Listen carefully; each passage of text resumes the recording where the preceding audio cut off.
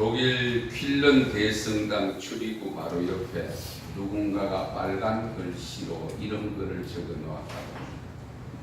하나님은 죽었다. 또 다른 성당 입구에는 교회는 죽었다. 하나님은 그렇지 않다. 그런데 독일 성당들은요, 이 낙서를 해도 잘 치우지를 않는다. 그대로 둔대. 그러면 그런 글들을 읽고 드나드는 성도들은 당시의 성도들은 무슨 생각을 했을까? 한때 미국 젊은이들이 현수막을 내걸었습니다. 예수는 좋다. 그러나 교회는 싫다. 교회의 영점을 느끼는 사람들이 적어 놓았다라고 볼 수가 있습니다. 1517년 우리가 잘 아시는 대로 신학 교수로 있었던 루터가 95개조 그 방방문을 붙인 곳도 성당 입구였습니다.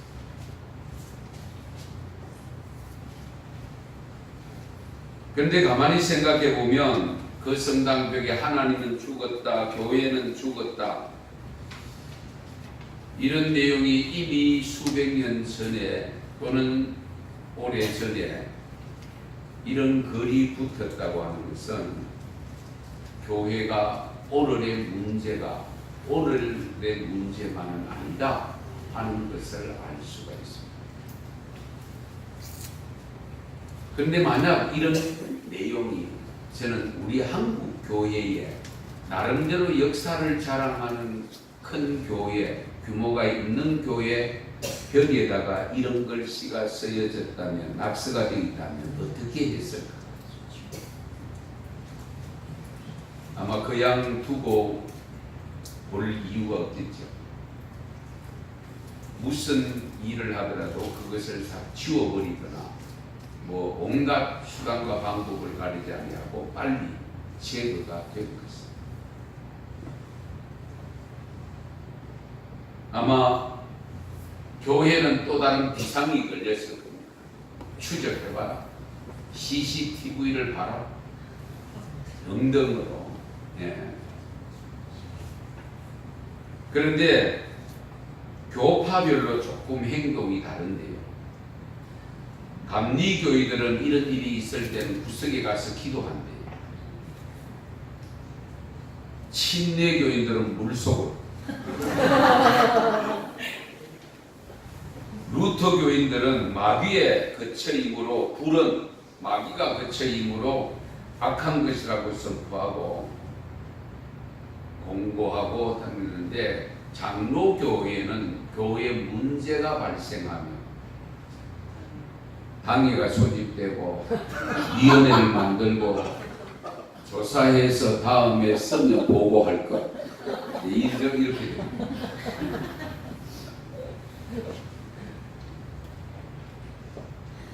에스겔 37장에 보면 마른 뼈 내용이 기록되어 있습니다. 뼈가 심이 많고 아주 말랐더라. 그런 말씀이죠. 뼈가 심이 많고 말랐다.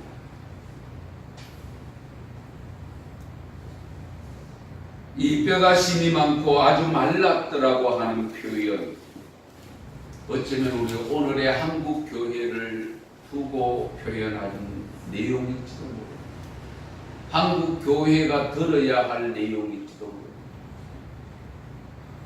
지난 2015년도 통계조사에서 기독교 인구가 가장 많은 것으로 조사가 된 데 960만 명으로 발표가 됐습니다. 우리가 그 숫자 가지고 좋아할 것은 아무것도 없습니다. 왜냐하면 마른 뼈만 있으면 어디다 쓰겠습니까? 차라리 마른 뼈라고 하면 하나도 없는 것이 낫지 않겠습니까?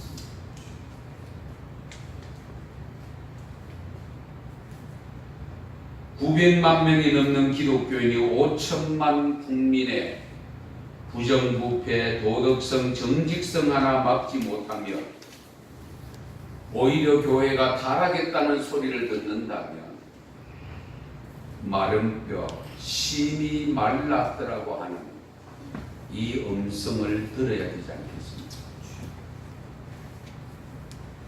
교회가 몇 개인지는 정확한 통계가 잡히지 않습니다만 제가 조사한 바에 의하면 7만 개는 좋긴 없습니다.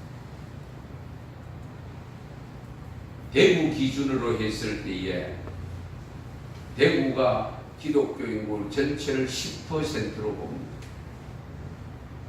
교회 숫자가 1600개 정도, 1700개 정도.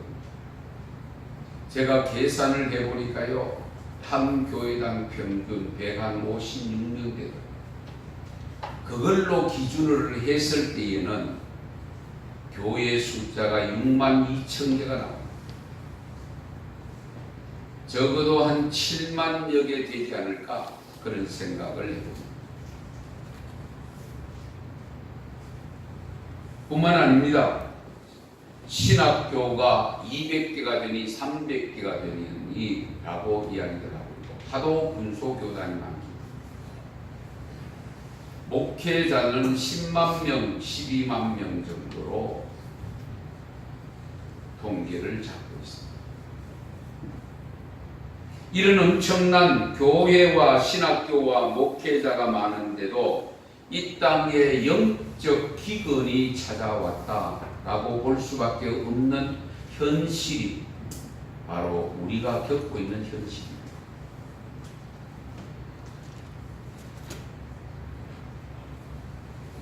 아름다운 처녀와 젊은 남자가 다 갈라여 피곤하여 쓰러질 지경에 이르렀습니다. 사람의 말은 창궐한데 여호와의 말씀은 아주 말라버린 듯한 느낌을 받습니다. 어떻게 하면 좋을까? 그래서 일찍이 게르케고르는 이런 말을 했습니다. 예수 그리스도는 물로 포도주를 바꾸었다. 그러나 교회는 더 엄청난 일을 했다. 포도주를 물로 바꾸어버렸다. 복음의 본질을 잃어버렸다는 거예요. 이 말을 이어받은 어떤 신학자는 한술 더 떠서 이렇게 이야기했습니다.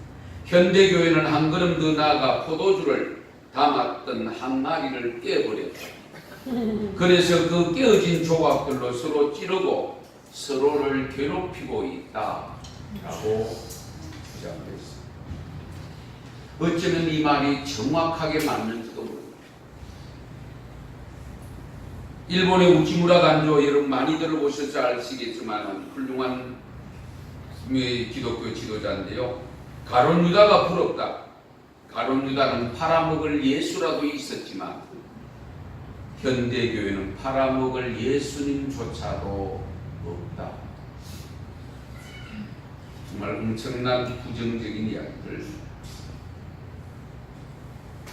우리가 이런 주장들을 좀 귀담아 들어야 될 필요가 있습니다. 물론 우리 성도들보다도 앞에 선 목사들이 정말 먼저 들어야 될 내용이다 라는 생각을 갖게 됩니다. 교회는 생명력이 있어야 됩니다.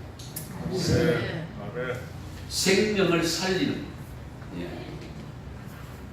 그래서 제가 시작하면서 우리 올라오면서 아사교생 여러분 제가 설명을 누누이 드립니다만 내가 죽고 교회를 살리는 것이 아사교생. 나는 죽고 교회는 살린다. 그 살리는 교회를 살린다는 것은 결국 성도를 살리는 것이 되고 생명을 살리는 거예요. 죽어가는 영혼을 살리는 거예요. 거기에 나의 희생이 필요하다.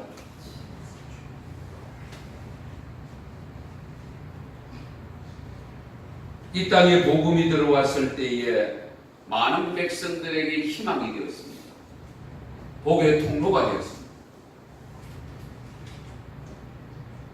마을마다 교회가 들어옴으로 인해서 한국은 복을 받아 봤습니다.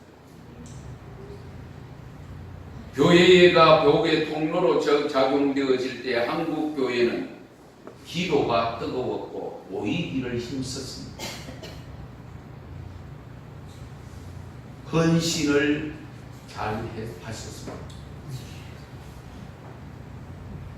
이제 그 교회들이 세워진 지 130년이 짧은 세월이면 짧은 세월, 긴 세월이면 긴 세월이지만 유럽의 교회들에 비하면 짧은 시간,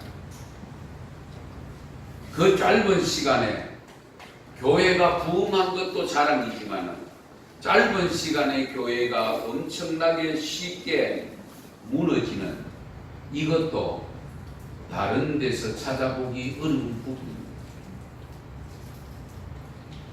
바로 거기에 이제 세워진 지 한 달 반밖에 되지 않는 우리 은성교회가 있습니다. 은성교회는 어떤 교회가 되어야 될까? 오늘 오전에는 그리스도의 심장을 품은 교회에 대해서 말씀을 드렸습니다. 그리스도의 심장을 품는다는 것은 결국 그리스도가 교회의 몸이기 때문에 그리스도의 모습이 나타나야 된다는 것을 말씀을 드렸습니다. 거기에 네 가지를 말씀드렸습니다. 우선은 연합을 잘하는 교회입니다. 그리고 남이 잘 되는 것을 어떻게 해야 된다고 했습니다. 기뻐요. 그리고 어려운 이웃을 잘 섬기는 교회가 되어야 됩니다. 그리고 네 번째는 하나님의 뜻을 이루기 위해서는 우리 모두가 헌신해야 된다 하는 말씀을 나누었습니다. 오늘 이 시간에는 하나님이 기뻐하는 교회, 하나님이 영광 받으시는 교회가 되기 위해서는 오늘 사도행전에 나타난 이 본문 읽은 내용을 중심으로 해서 어떤 교회가 되어야 될 것인가? 정말 건강한 교회, 그러면서도 성장하고 부흥하는 교회, 존재 가치가 있는 교회. 교회가 있어야만 하면 곤란하죠. 필요로 하는 교회가 되어질 때에 하나님이 기뻐하실 것이고 하나님이 영광 받으실 줄로 믿습니다. 그런 교회가 되기 위해서 무엇을 갖춰야 될 것인가? 오늘 본문에 나타난 것에서 세 가지를 찾아보려고 합니다. 우선 첫째는 표적과 기사가 일어나는 믿음이 충만한 교회여야 합니다. 믿음이 충만합니다. 갈수록 전도가 잘 안 되고 어렵다는 말을 우리가 많이 하고 있고 실제적으로 전도해 보면 그걸 경험할 수 있습니다. 예수 믿지 않는 불신자가 결국에는 90%가 됩니다. 어떤 의미에서는 다른 지역보다는 전도 대상자가 더 많다. 그러므로 더 쉽게 접근할 수도 있습니다. 그런데 전도를 해보지만은 쉽게 예수를 믿지 않는 이유 중에 하나가 뭐냐? 별로 아쉬움이 없습니다. 부족함을 못 느낍니다. 그래서 쉽게 믿으려고 하지 않습니다. 현세 내가 경험하고 있는 현세가 중요하지 내세가 그렇게 중요하게 다가오지를 않습니다. 그러면 이런 사람들일수록 무엇이 필요하냐? 보는 것이 필요하고 실제적으로 목격함이 필요합니다. 우리가 믿는 전능하신 아버지 하나님이라고 하는 그 아버지 하나님이 도대체 어떤 분인가? 우리의 삶을 통해서 나타난 이적과 기적을 보여줄 수 있을 때에 그들이 쉽게 다가옵니다. 그렇지 않으면 믿으려고 하지 않습니다. 특히 지금 21세기에 접어들어서 살고 있는 현대인들일수록 합리적 사고가 팽배되어 있습니다. 이론에 맞아야 되고 이치에 맞아야 되고 자기 생각에 맞아야 되고 그렇지 않으면 받아들이지를 않는 그런 시대에 살고 있습니다. 이런 시대일수록 내가 경험할 수 없고 체험할 수 없는 정말로 이적과 기사를 경험하고 체험하지 않으면 믿으려고 하지 않습니다. 우리 한국교회가 우리나라 살림이 어려웠을 때에 예수를 그래도 쉽게 받아들일 수 있었던 이유 중에 하나가 초대교회의 성령의 역사가 일어나서 정말로 그동안 보지 못했던 이적과 기적의 역사를 경험했기 때문에 그 본 경험과 체험이 있으니까 사실 맞다 믿어볼까 이런 마음이라도 들게 됩니다. 제가 어렸을 때 초등학교 다니고 할 때에 그때의 부흥에 잊을 수가 없습니다. 그때 어른들이 은혜 받는 장면들, 그때의 성령의 기름 부음 받는 역사가 일어나는 것들을 경험한 것, 그걸 제가 정말 잊을 수가 없어요. 그런데 요즘은 믿음의 가정의 자녀들조차도 부흥에 참석합니다. 거의 안 합니다. 학원가가 있거나 독서실에 가가 있거나 집에서 놀거나 하지. 그렇잖아요. 네. 어른들조차도 부흥회를 해도 지교회 부흥회를 해도 참여율이 얼마나 저조한지 모릅니다. 이제는 정말 어지간한 경험과 체험을 내서는 안 돼요.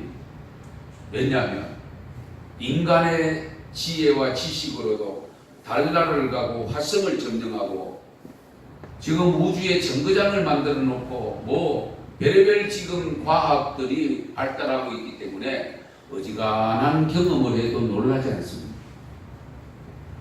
옛날에 우리 연세 드시는 분들은 작은 것도 정말 놀랍고 경험했잖아요. 그렇지 않아요? 예. 우리 마태복음 13장에 보면 씨 뿌리는 비유와 거물 비유를 말씀하신 후에 예수님이 고향 나사렛으로 올라가는 장면이 기록되어 있습니다. 고향으로 돌아가셔서 회당에서 가르쳤었습니다. 그때의 고향 사람들이 놀라면서 말하기를 이 사람의 지혜와 이런 능력이 어디서 났느냐? 목수의 아들이 아니냐? 요셉의 아들이 아니냐? 그리고 그 어머니 마리아하고 그 형제들 야고보도 있고 요셉도 있고 시몬도 있고 유다도 있고 다 있지 않느냐?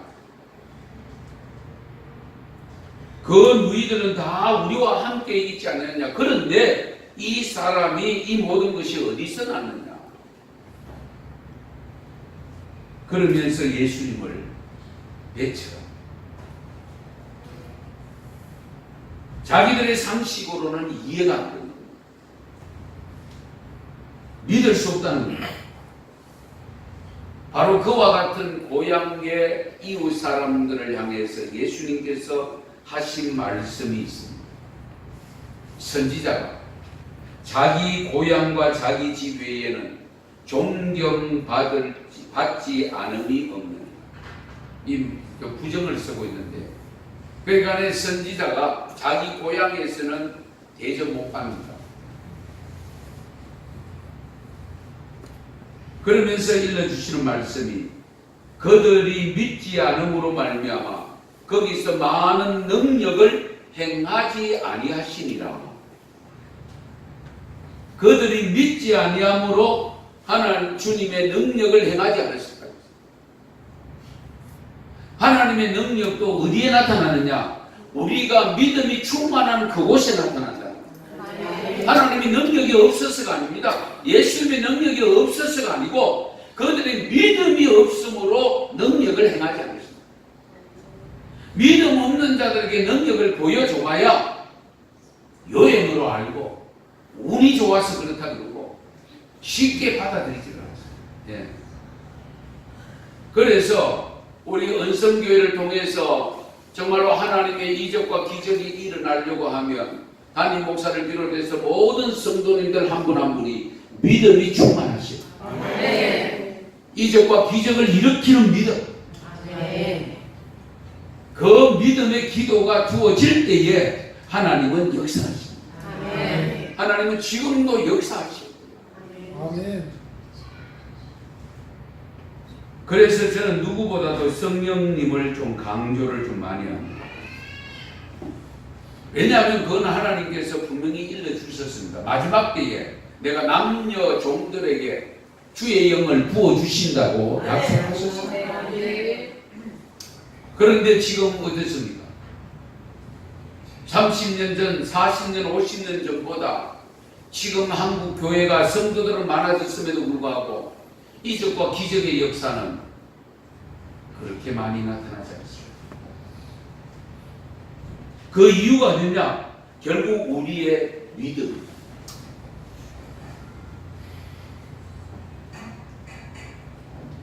오늘 본문 말씀 12절에 보면 사도들의 손을 통하여 민간의 표적과 기사가 많이 일어났다라는 말씀을 합니다. 그리고 14절 15절에도 보면 병든 사람을 메고 거리에 나가 침대와 요위에 누이고 베드로가 지날 때에 혹 그림자라도 누구에게 덮일까 말하고 예루살렘 부근에 수많은 사람들도 모여 병든 사람과 더러운 귀신에게 괴로움을 받는 사람을 데리고 와서 다 나음을 얻었더라. 할렐루야. 물론 지금은 의술이 발달되어져서 그와 같이 많은 분들이 치료를 받아야 될 이유는 없다 할지라도 그러나 아직도 원인 모르는 질병들이 많이 있습니다. 그렇잖아요.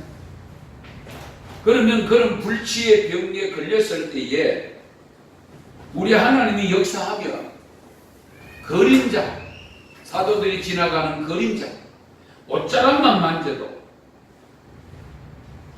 치유가 일어나는 역사가 있다.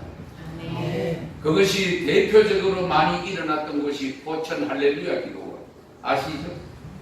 오살리 금식 기도원.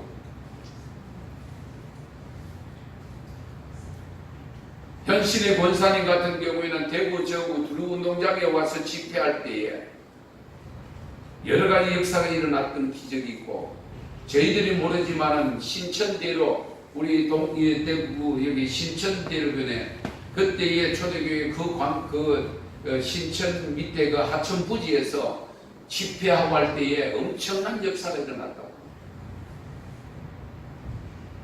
그래서 대구를 남한의 예루살렘이라고 할 정도로 일어났던 대구가 지금 신자율이 전국의 절반밖에 되지 않는다는 사실. 여기에 우리는 분명히 언성교회가 같이 따라가면 안 되고요. 우리 하나님께서 세워주신 이 언성교회에 어쨌든 우리가 믿음의 역사를 일으키는 성령의 강한 역사가 임재하는 이적과 기사가 일어나서 정말 하나님이 살아계심을 보여줄 수 있는 그런 교회가 될 수 있기를 축원합니다. 성령의 역사에 대해서 제가 이미 여기에 다 들은 분도 계시지만 못 들은 분을 위해서 말씀을 드릴게요. 우리 사도행전 2장에 보면은 우리 예수님께서 제자들에게 성천하시기 전에 너희가 성령을 받기 전까지는 내가 보낼 보혜사 성령을 받기 전까지는 절대로 이 성을 떠나지 말라라는 말씀을 일러주셨고 그 말씀을 받은 제자들이 120명 다른 성도들과 어우러져서 마가다락방에 기도할 때에 열흘쯤 지나서 오순절 날에 성령이 임했고 그 성령이 임할 때에 베드로가 설교를 하기 시작합니다. 그 설교했을 때에 각 다른 지역에서 올라와서 각기 자기들이 어느 다른 언어를 갖고 있었는데 각 나라 말로 들렸더라. 할렐루야. 각 나라 말로 들렸더라 하는 그 지역을 헤아려 보면 15개, 16개지. 여러분 생각해 보세요. 제가 지금 한국말로 하는데 여러분 중에 일본 사람이 한국어를 전혀 모르는 사람이 와서 일본말로 들리고 저 독일 사람이 와서 독일말로 들리고 중국 사람이 와서 중국말로 들렸다. 쉽게 믿어지겠습니까? 그런 역사가 분명히 분명히 있었다라고 기록을 하고 있고 그 기록이 지금도 때로는 필요한 곳에 일어나고 있습니다. 그것이 어디에서 일어나느냐 잘 들으세요. 칠곡교회가 최초로 중국에 세운 유양교회, 그게 관해주라고 하는 집사님이 설교 집사입니다. 5년 전에 제가 우리 중국 선교협의회가 우리 대구에 있는데 거기에 다른 목사님하고 그들에게 교육시키러 갔습니다. 11월 달이 되면은 거기에 집사들 불러서 교육을 시키러 갔을 때에 그 관해주 집사가 내가 온다고 하니까 자기가 일부러 나왔습니다. 일부러 나와서 자기가 그동안 겪었던 이야기를 한 것 중에 하나가 뭐냐면 그 유양에서 조금 떨어진 곳에 거기는 만주 땅이기 때문에 동네에 가면 조선족 교회하고 한족 교회가 꼭 있습니다. 그런데 그 다른 동네에 한 조선족 교회의 집사가 한국에 돈 벌러 가버렸어요. 그러니까 그 교인들 10몇 명이 뿔뿔이 흩어질 수밖에 없어요. 그런 가운데 그 동네에 한족 교회도 교역자가 갑자기 없어서 이 관해주 집사, 유양교회, 저희 그 칠곡교회에서 유양교회 관해주 집사가 그 유양교회 예배를 드리고 그 동네에 가서 그 교회 예배를 드립니다. 그 교회에 가서 예배를 드리고 다 마치고 내려오는데 마침 조선족 할머니 한 분이 그 집사님의 손을 떡석 잡고 집사님의 말씀이 조선말로 들렸습니다.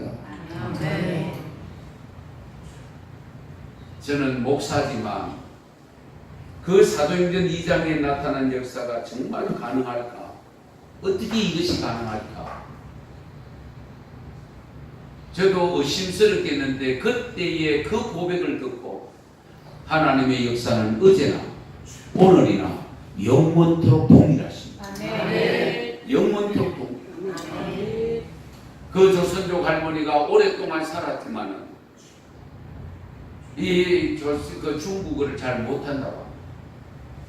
그런데 간절한 마음으로 집사 놓고 설교할 집사 놓고 예배를 안 드리고 그러니까 거기 한족교회 가서 예배를 드렸는데 그날 설교가 우리 한국말로 들려요. 할렐루야. 아직도 역사가 이적과 기적은 일어납니다.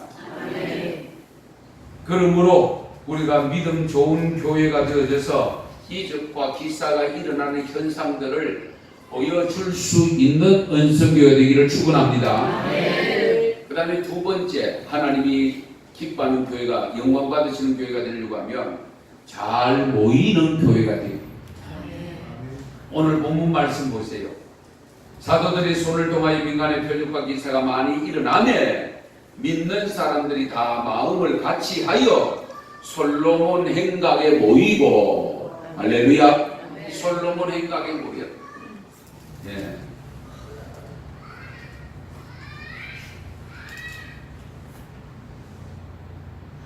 그런데 사도행전 2장 46절에 보면 날마다 마음을 같이하여 성전에 모이기를 힘쓰고 집에서 떡을 떼며 기쁨과 순전한 마음으로 음식을 먹고 라는 구절입니다. 그러니까 초대교회 성령이 임했을 때에 날마다 모이기를 힘썼다.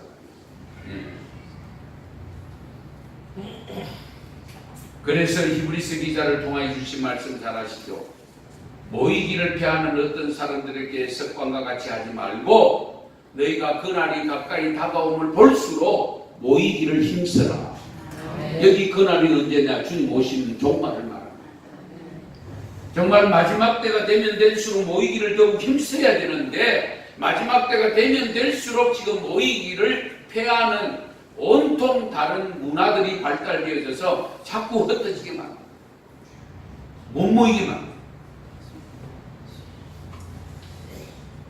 모이는 것을 방해하는 것들이 너무 많습니다.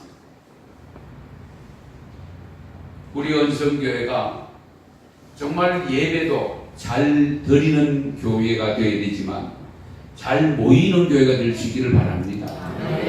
옛날에 제 어릴 때에는 사실은 물론 산업화가 되지 않을 때니까 모이기를 정말 잘했습니다. 낮예배 출석이나 저녁예배 출석이나 수요 3일 기도의 출석이나 별로 다르지 않았습니다. 그런데 지금 어떻습니까? 낮예배 출석도 재적교인에 비해서 제가 전에도 말씀드렸죠. 도시의 큰 교회들 1000명 이상만 되면 재적교인의 낮예배 출석이 50%에서 60%밖에 안 됩니다. 대형 교회들은 50%가 안 된다고. 거기다가 오후 찬양 예배는 얼마나 모이느냐? 낮예배 출석의 3분의 1 모이면 잘 모입니다. 우리 은성교회 많은 거예요.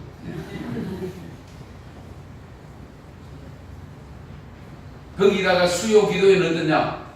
오후 찬양 예배에 절반 모이면 잘 모이는 거예요. 절반 모이는 거예요. 어쨌든 우리가 너무 바빠졌어요. 산업적으로, 직업적으로 뭐 할 일이 많아졌어요.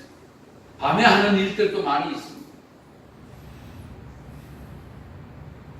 그러나 이 모이는 것을 우리가 잘 하지 않으면 흩어질 수밖에 없고, 흩어지면 힘이 발휘 안 됩니다. 여러분, 사회적으로 무슨 모임을 해도 왜 회비를 냅니까? 모이도록 하기 위해서요. 왜? 회비가 있는 곳에 마음이 가 있습니다. 예. 그러니까 우리가 뭔가 있을 때에 잘 모입니다. 마찬가지로 예배당도 교회 신앙생활도요, 헌신도에 따라서 모이는 것이 달라집니다. 헌신을 많이 하는 분들은 많이 오실 수밖에 없어요. 왜? 헌신해 놓은 것이 아깝잖아요. 그렇잖아요. 여기에 내가 다 지금 온 삶을 바쳐놨는데 신앙생활을 안 할 수가 없죠. 그러나 아무것도 헌신해 놓은 것이 없으면 언제 떠나도 상관없어요. 네.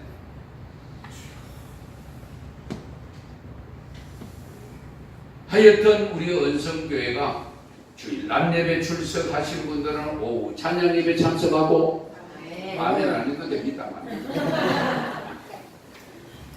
그리고 수요 예배도 할 수만 있으면 참여해서 믿음의 기적을 일으키는 교회가 될 수 있기를 바랍니다.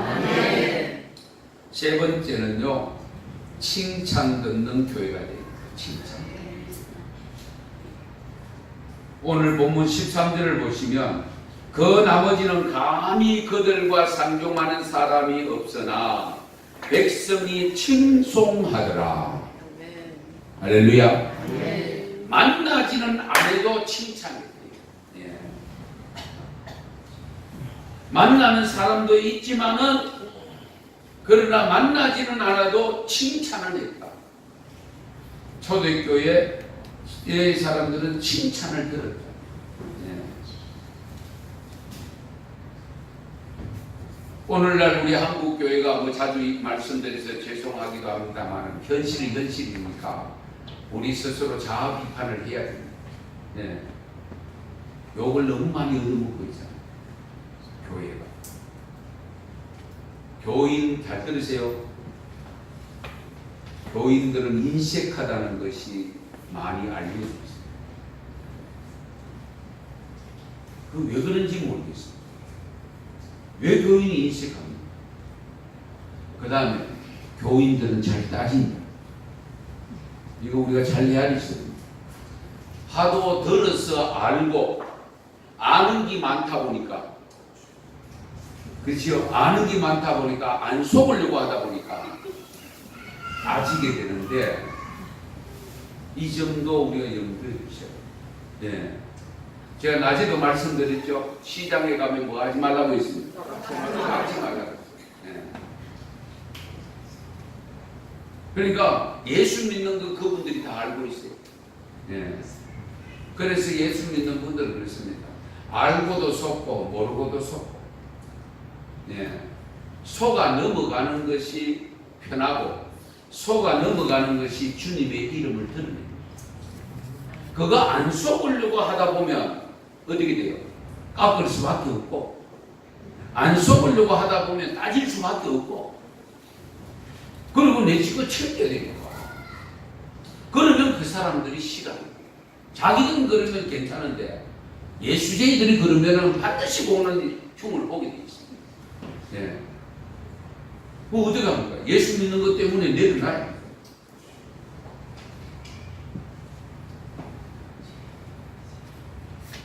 그래서 초대교회에 7 집사를 세울 때에도 그 집사의 자격 조건 아시죠? 성령과 지혜가 충만하여 칭찬 듣는 사람 7을 세우라. 칭찬 듣는 사람을 세우라. 사도행전 2장에 보면 하나님을 찬미하며 온 백성에게 칭송을 받으니라고 있어요. 예. 성령 받으면, 성령이 충만하면 칭찬을 받는 삶을 살 수밖에 없어요.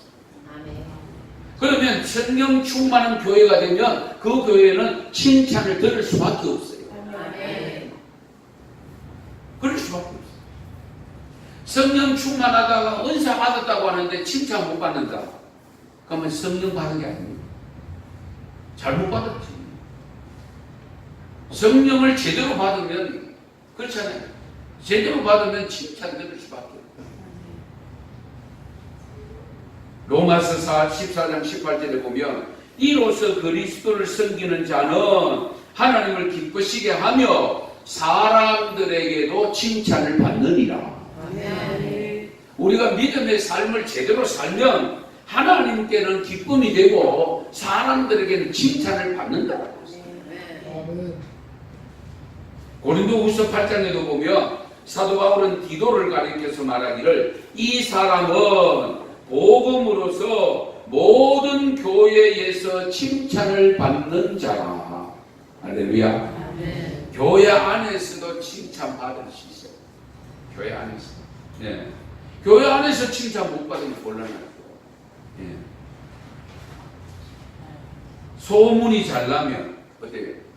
요즘 여러분 식당 찾을 때, 맛집 찾을 때 소문 듣고 가잖아요. 그렇죠? 소문 듣고. 어디까지 가느냐? 1시간씩 타고 가요. 차로. 예. 여기서 어디 가요? 포항에 회 먹으러 가요. 예. 대구 횟집 없습니까? 그러니까 우리 교회도 마찬가지입니다. 멀리서 오시는 분들은 뭡니까? 소문 듣고 오십니다. 아멘. 아멘. 소문. 예. 칭찬. 그러면 감사하죠. 예. 제가 오늘 예배드리기 전에 올라와서는 제가 잘 눈물을 안 보이는데 오늘 제가 눈물을 좀 흘렸어요. 갑자기 왜 눈물을 흘렸냐? 이 부족한 목사 하나님께서 위로해 주시려고 수원에서 여기까지 예배드리고 있었어요. 제가 그 생각하고 눈물이 났어요. 하나님, 이 부족한 목사 10년 전에 질곡교에서 2년 다니시다가 이사 갔는데 소식 모르고 있었습니다. 종이 어려움 당할 때에 전화가 왔더랬습니다. 그러다가 어제 대구에 오셔서 오늘 오시겠다는 연락을 받았습니다. 제가 그 생각할 때에 눈물이 났어요. 하나님께서 이 부족한 목사 위로해 주십니다. 그때를 기억합니다.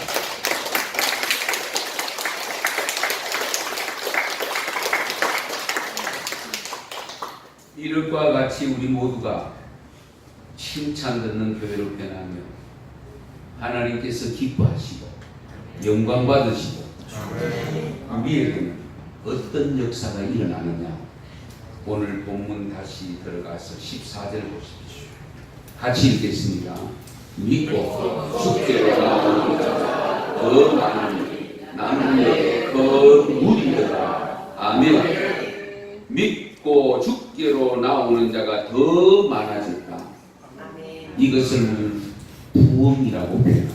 아멘. 부흥되었어. 아멘. 우리 연성교회가 정말 하나님을